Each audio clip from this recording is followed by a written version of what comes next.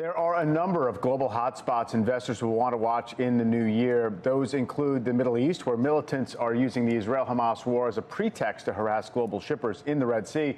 Also on the list are Russia and Ukraine, and of course China, which just this morning appointed a new defense minister months after the last chief was ousted.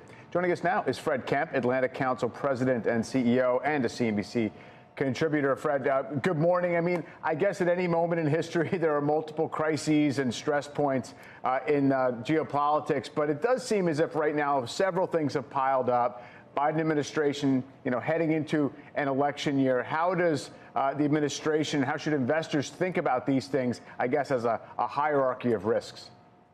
Yeah, so first of all, I think you have to look at 2024 as a uniquely consequential year from a geopolitical perspective and from the perspective of major power competition. War in Europe, war in the Middle East, tensions around China and Taiwan. Then a fourth part that the Biden administration is looking at incredibly closely, which is the competition for the commanding heights of technology, not just artificial intelligence, where we think we lead and can continue to lead, but also in terms of electric vehicles, batteries, solar, the supply chains, the critical minerals that feed all that, where it really seems as though China has the lead. And then finally, a very consequential election year that's going to have our allies hedging and our adversaries hedging. But it's not just our election, which is fraught enough, but it's going to be one of the biggest election years of any of our lifetimes, with 50% of humanity voting, 65% of global GDP, and the 8 most populous democratic countries going to the polls.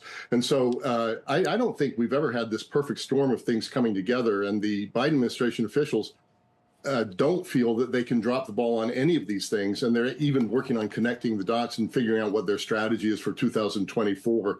So we end the year in a better position than we're going into it. From an investor's perspective, you could argue, at least some might argue, that, well, the Russia-Ukraine war has settled into, this kind of stalemate mode, and it's not something that is front and center anymore in terms of the economic or supply impacts. The Israel-Hamas even, it seemed like a flare-up that we had to be concerned with, and we put it aside. And then you had the in-person meeting between Biden and Xi. Maybe the China and Taiwan stuff has come off the boil. So make the case that we shouldn't feel comfortable about those things. Well, first of all, investors have to remember that we haven't predicted COVID in 2020. We didn't predict the Afghan withdrawal as being such a mess 2021. Without that, you don't have Putin's invasion. I don't think you have Putin's invasion in Ukraine in 2022, which was also not predicted. Nobody predicted Hamas in 2023.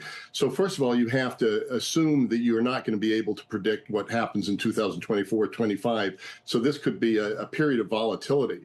How does this affect, let's go to CEOs before investors. So CEOs have to factor in geopolitical risk in a way they never had to before. No one thought that they were going to have to pull out their operations from Russia entirely before 2022, but many have. If you're a CEO for Starbucks looking at China, where you have 9,000 stores, your risk looks quite different than if you're Apple, where most of your iPhones are being produced there, and that looks unlikely to be a safe situation going forward. Then if investors, you almost have to play themes. The U.S. is going to keep investing in artificial intelligence. It's going to keep investing in green technologies, clean technologies. One has to pick where you go there. In terms of China, yes, you're right. Things have calmed down between the U.S. and China, but you also have to look at the slowing Chinese economy. So the multiples would say there's some great investment opportunities there, but there's a lot of risk there from economic decoupling. So that would be my advice, is to really play these things separately.